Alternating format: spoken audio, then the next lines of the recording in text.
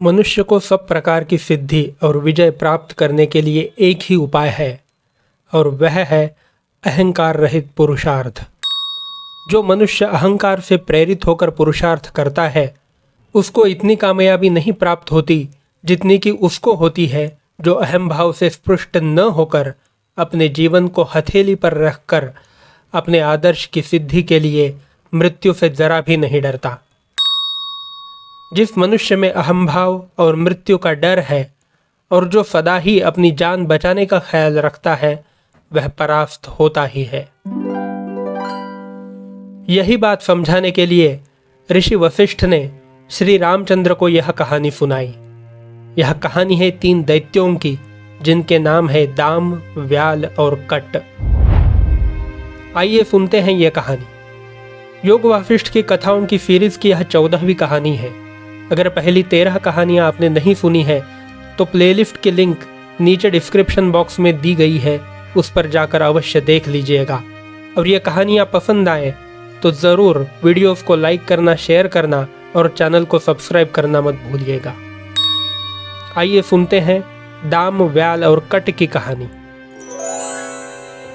एक समय पाताल लोक के असुर राजा शंबर ने देवलोकवासी देवताओं से संग्राम छेड़ा।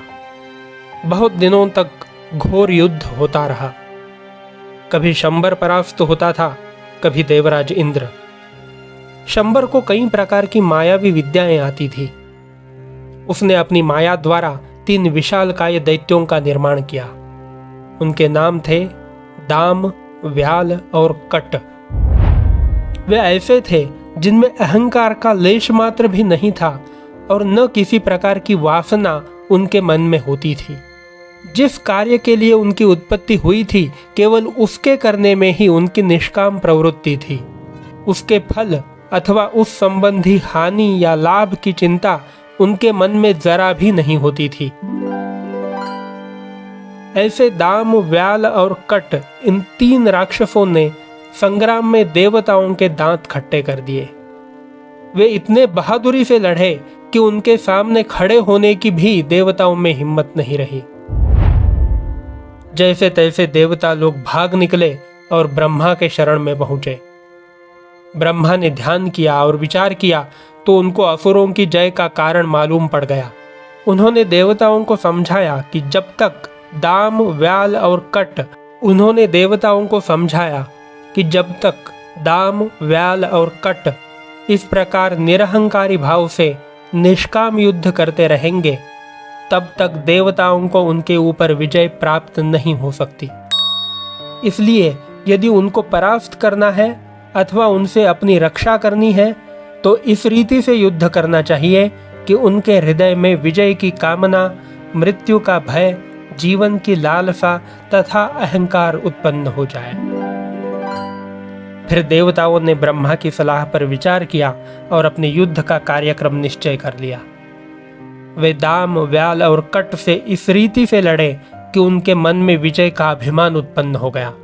अभिमान उत्पन्न होते ही मरने का भय, पराजय से घृणा, जीवन की लालसा और अहंकार भी उत्पन्न हो गए। इतना होने पर वे देवताओं से युद्ध करने से भय मानने लगे और उनके ऊपर आक्रमण करना छोड़कर भाग निकले और नष्ट हो गए। देवताओं के सर से उनका संकट टला।